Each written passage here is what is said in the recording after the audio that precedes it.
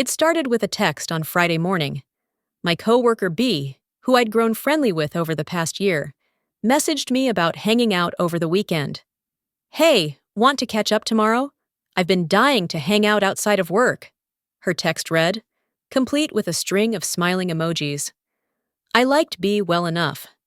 She was the kind of person who could light up a room with her humor, but she was also a bit scatterbrained. The kind of person who showed up late to meetings or forgot deadlines, but it was hard to stay mad at her because of her charm. "Sure," I replied. "I'll make some snacks. Should we invite anyone else?" She suggested another coworker, Jay, and we agreed on Saturday afternoon at my house. I liked hosting.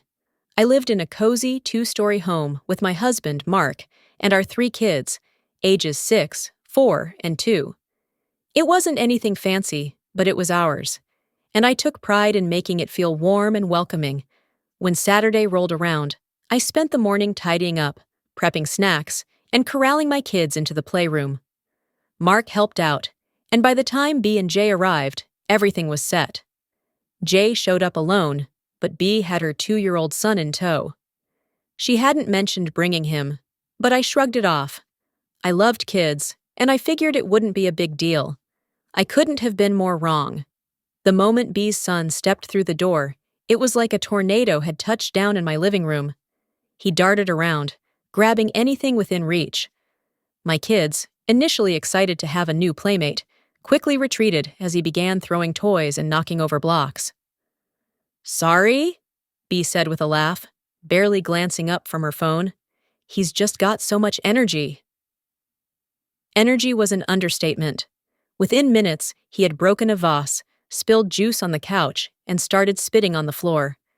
I tried to redirect him, offering snacks or suggesting he play with my kids' toys, but nothing worked.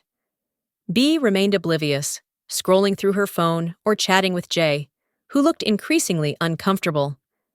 Then came the bombshell. "Oh, by the way," B said casually, "he's been a little under the weather, but I didn't want to cancel. Hope that's okay." I stared at her, stunned.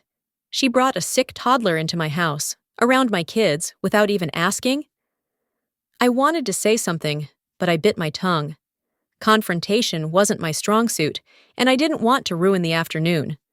But the final straw came when her son grabbed an old handheld gaming console that belonged to my late brother. It was one of the few things I had left of him, and before I could stop him, he threw it to the ground. The screen shattered. "Oh no," B said with a half-hearted frown. "I'll, replace that, I guess." I doubted she even remembered what it was by the time she left. By the time B and Jay left, I was seething. Mark, who had been upstairs with our kids for most of the visit, came down to find me cleaning up the disaster zone. "What happened?" he asked, surveying the broken vase and scattered toys. I told him everything, from the chaos her son caused to her offhand comment about him being sick. Mark listened, his jaw tightening as I spoke. "That's not okay," he said firmly. "You need to talk to her about this." "I can't," I said, shaking my head. "We work together. I don't want to make things awkward." "So you're just going to let her walk all over you?" I didn't have an answer. I spent the rest of the evening replaying the events in my head, growing angrier with each memory. By the next morning, I was sick, literally.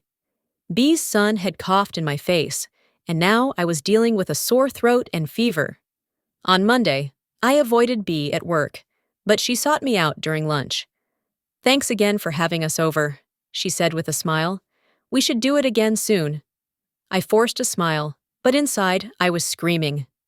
Finally, I couldn't hold it in any longer. "B, can we talk?" I asked, motioning for her to sit down. She looked surprised but complied.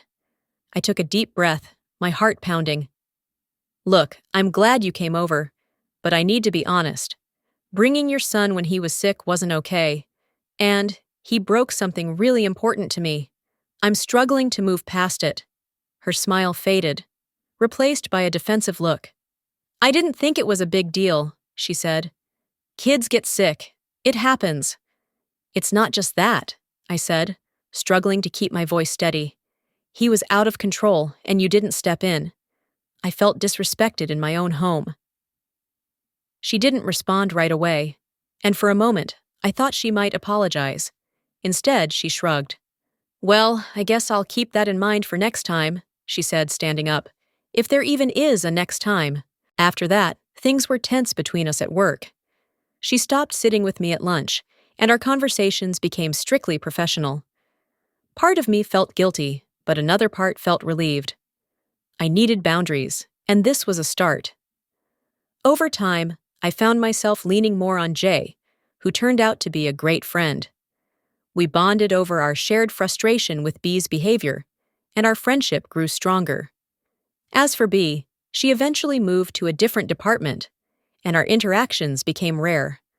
Looking back, I realized that standing up for myself was hard, but it was necessary.